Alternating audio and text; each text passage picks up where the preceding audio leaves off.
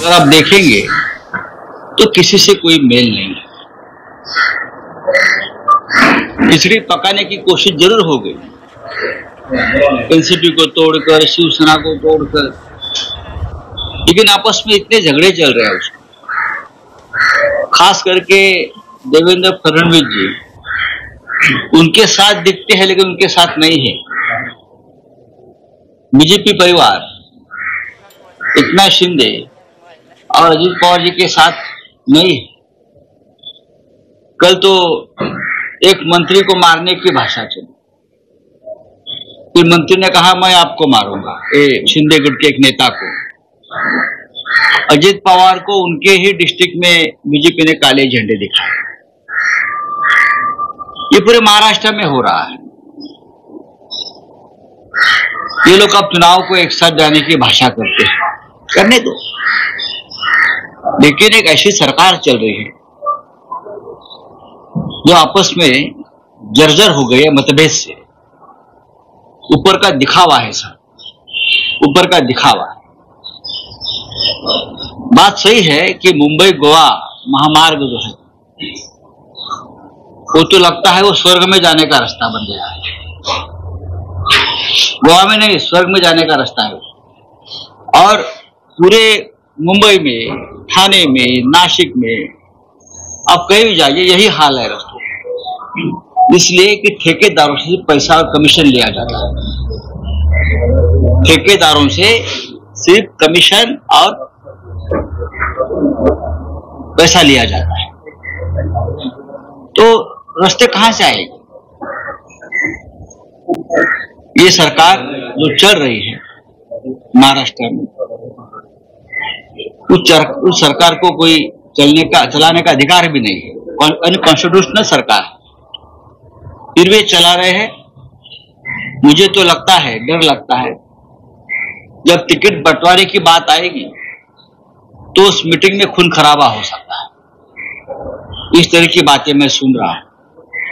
ठीक है, एकत्रित लढतील निवडणूक ज्या प्रकारे विवाद दिसतोय, मी असं ऐकतोय की अजित पवारांना बाहेर काढण्याचे प्रयत्न सुरू आहे आणि ही शिंदे गटाची भूमिका आहे, नाहीतर ह्यांच्या वाट्याला जागा कमी येत आहे। ही माझं आकलन आणि आम्हाला मिळालेली माहिती आहे की 3 जे पक्ष आहेत त्यांच्यामध्ये एकवाक्यता नाही। महायुती हा शब्द गोंडस आहे। महायुती ती युती नसून संघर्ष रोज त्यांच्या मारामाऱ्या दिसत नाहीत, पण चालू आहे। एक मंत्री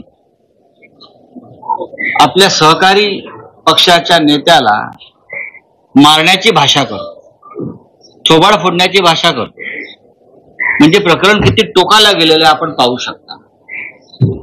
हे कशावरून चाललंय तर मुंबई गोवा महामार्ग हा स्वर्गात जाण्याचा मार्ग बांधलेला। मुंबईतले अनेक रस्ते, कोकणातले रस्ते, मुंबई नाशिक रस्ता आपण जाऊन पहा, म्हणजे ठेकेदारांकडून कशी लूट सुरू आहे या महाराष्ट्रात। पीडब्ल्यूडी, सार्वजनिक बांधकाम खातं, नगर विकास खातं, या शिंदे गटाच्या एटीएम मशीन बांधलेल्या आहेत, त्याच्यामुळे कामं होत नाही। सरकार हे फक्त पैशाच्या मागे लागले। अनेक खड्ड्यांवरती अपघात होऊन लोक मरण पावलेली आहेत। आणि ज्या मंत्र्यांविषयी शिंदे गटाच्या नेत्यानं सांगितलं त्या रस्त्याच्या बाबतीत ते सत्य तर आहेच, पण प्रकरण मारामारीपर्यंत गेले। जागा वाटपावरून मारामाऱ्या होणार आहेत त्यांच्या। उद्या जेव्हा हे 3 पक्ष एकत्र येतील जागा वाटपा संदर्भात, तेव्हा त्यांच्यामध्ये मारामाऱ्या होतील, एकमेकाच्या जागा पाडल्या जातील। जागा वाटपाच्या बैठकीत खून खराबा होऊ नये एवढीच आमची अपेक्षा आहे। जिशान सिद्दीकी आणि नवाब मलिक काल अजित पवारांसोबत दिसले। जिशान सिद्दीकीवर अजूनही काँग्रेस कारवाई करत नाही, फक्त कारवाई केली जाईल, माझा प्रश्न असा आहे या सगळ्यात, जिशान सिद्दीकीच्या विषयी हा त्यांचा प्रश्न आहे। काँग्रेस आता मुळातच विधानसभेचं आता मुदत संपत आली, पण नवाब मलिक यांच्याविषयी म्हणत ते त्यांच्यावर मुळात कारवाई सुडानच केली होती, जसे आमच्यावर केली। नवाब मलिक हे फक्त देवेंद्र फडणवीस आणि काही लोकांवर सातत्यानं पुराव्यासह बोलत होते. त्यांनी असे काही खळबळजनक पुरावे समोर आणले. त्याच्यामुळेच नवाब मलिक यांच्या विरुद्ध देवेंद्र फडणवीस यांनी ईडीची कारवाई, सीबीआयची कारवाई, एनआयची कारवाई करायला भाग पाडले. आज नवाब मलिक सरकारमध्ये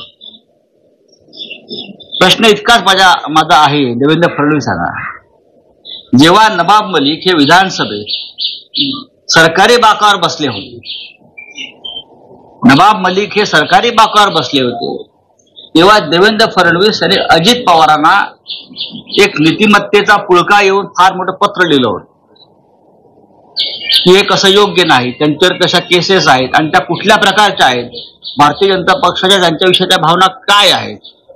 देवेंद्र फडणवीस यांनी एक तर ते पत्र मागे घ्यावं. नवाब मलिक यांच्या संदर्भात जे अजित पवारांना पत्र लिहिलेलं आहे त्यांनी, नवाब मलिक हे कसे गुन्हेगार आहेत, आम्ही त्यांच्यावर कसं एक भूमिका घेतलेली आहे, देवेंद्र फडणवीस यांनी ते पत्र मागे घ्यावं किंवा त्यांनी हे जाहीर करावं नवाब मलिक यांच्यावरील सर्व आरोप, सर्व खटले खोटे आहेत आणि आम्ही ते सूडबुद्धीने ते खटले त्यांच्यावर दाखल केले. पण ते काल म्हणतात की मी माझ्या भूमिकेवर अजूनही ठाम आहे, नवाब मलिकांबद्दलची भूमिका. हो, पण तुमच्या सहकारी पक्षामध्ये आहेत ना, तुम्ही एकत्र सरकारमध्ये आहात. देवेंद्र फडणवीस हे खोटं बोलतात, ते खोटं बोलतात बरं का. ते खोटारडे नंबर 1 आहे बरं का. एक नवीन सिनेमा येतो एक नंबर, तसे ते एक नंबरचे खोटारडे. देशद्रोही हा शब्द वापरला होता नवाब मलिक. मग असे मी तेच म्हणतोय, त्यांनी आपलं पत्र वाचावं. देवेंद्र फडणवीस यांना जर ते पत्र मिळत नसेल तर मी त्यांना आज पत्र पाठवायला तयार आहे. माझ्याकडे पत्राची कॉपी आहे, ते पत्र मी जपून ठेवलंय. ऐतिहासिक डॉक्युमेंट आहे ते. तुम्ही आज ट्विट करणार आहे का ते पत्र? ऐतिहासिक डॉक्युमेंट आहे ते. देवेंद्र फडणवीस यांनी अजित पवार यांना नवाब मलिक यांच्याविषयी लिहिलेलं पत्र हे राष्ट्रभक्तीचं एक ऐतिहासिक डॉक्युमेंट आहे की आम्ही किती नीतिमान आहोत आणि आम्हाला अशी माणसं आमच्या आसपास चालणार नाहीत आमच्या बाकावर, अशा प्रकारचं पत्र. आता ठाम भूमिका तुम्ही काय सांगताय?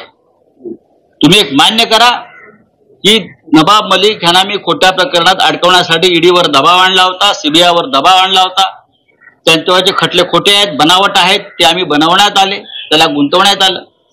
त्यांनी आपलं पत्र मागे घ्यावं, भूमिका ठाम बिमा खोटाडेपणा करू नये.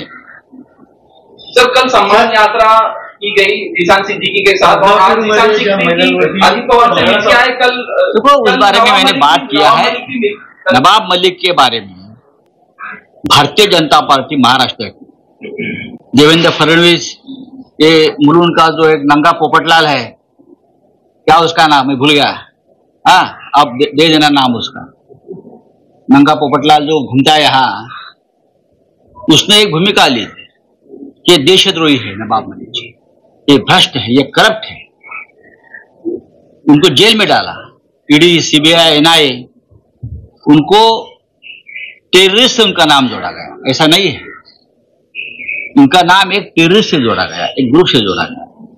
अब नवाब मलिक जी सरकार पक्ष में है, जब छुटकर आए बेल पर तो ट्रेजरी बेंच पर बैठे, सरकार के जो पक्ष के जो बेंचेस होते वहां बैठे, तो देवेंद्र फडणवीस को बहुत गुस्सा आया और उस गुस्से में एक लेटर लिखा अजित पवार को कि हम कितने राष्ट्रभक्त है, ऐसी देशद्रोही व्यक्ति को आपके साथ बिठा रहे हो, ये ठीक नहीं है.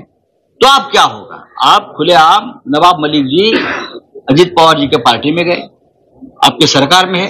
एक तो आपने जो खत लिखा था, जो एक हिस्टोरिक डॉक्यूमेंट बन गया था, वो आप वापस लीजिए. नहीं तो आप बताइए कि नवाब मलिक के ऊपर सब झूठे मुकदमे हमने डाले थे, जैसे हमारे पर डाले हैं, झूठे मुकदमे डाले थे, हमने जो आरोप किए थे सब झूठे हैं. या आप बताइए, महाराष्ट्र को बताइए. नवाब मलिक सारख्या माणसाच्या मांडीला मांडी लावून बसलेले होते म्हणून. बघा, नवाब मलिक यांनी एकनाथ शिंदेच्या दाढीलाच आग लावली आहे. खरं म्हणजे त्यांना काय तोंड आहे? लाडक्या बहिणीने आता लाडके नवाब मलिक झालेत. नवाब मलिक ह्यांच्यावरती अन्याय झालेला आहे, मी वारंवार सांगत होतो, ते सांगत होते, त्यांचं कोणी ऐकलं नाही तेव्हा. मग एकनाथ शिंदे काय म्हणत होते, नवाब मलिक यांच्या मांडीला मांडी लावून आम्ही मंत्रिमंडळात बसत होतो. मग आता कोणत्या मांडीवर किंवा कशावर घेऊन बसलात तुम्ही? मांडीवरच घेऊन बसलात ना आता का अजून कशावर घेऊन बसलात? शब्द मला माच्या ठिकाणी मला दुसरं काय टाकायचं नाहीये. देवेंद्र फडणवीस नैतिकतेच्या राष्ट्रभक्तीच्या हे ढोंगी राष्ट्रभक्त आहेत. देवेंद्र फडणवीस एकनाथ शिंदे ढोंगी राष्ट्रभक्त, ते बकवास आहे, ते नकली लोक आहेत आणि म्हणूनच हे होत आहे. मराठा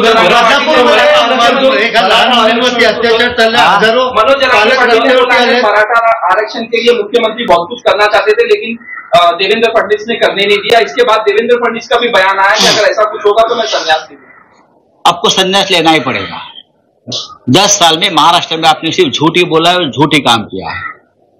आपने महाराष्ट्र की राजनीति को पूरी तरह से बिगाड़ दिया है, बदनाम किया है महाराष्ट्र को, भ्रष्ट किया है महाराष्ट्र.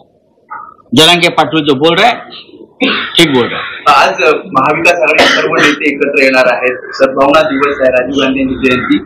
आज तरी मुख्यमंत्री पदाचा चेहरा काँग्रेस राष्ट्रवादीकडनं जाहीर केला जाईल. आज राजकीय बैठक नाहीये. आज राजीव गांधी यांच्या जयंतीनिमित्त आणि शिवाय आम्ही एकत्र जमतो सद्भावना. त्याच्यामध्ये आज राजकीय चर्चा होण्याची शक्यता नाही, पण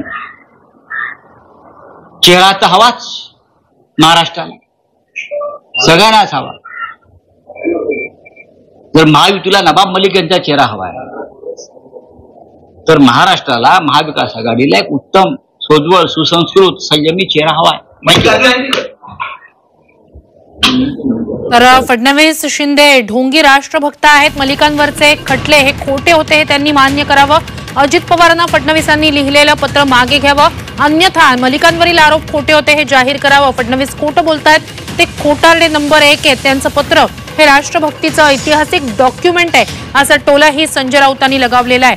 तर फडणवीस शिंदे हे ढोंगी राष्ट्रभक्त आहेत, आता लाडके नवाब मलिक झालेत असंही संजय राऊतांनी म्हटलंय.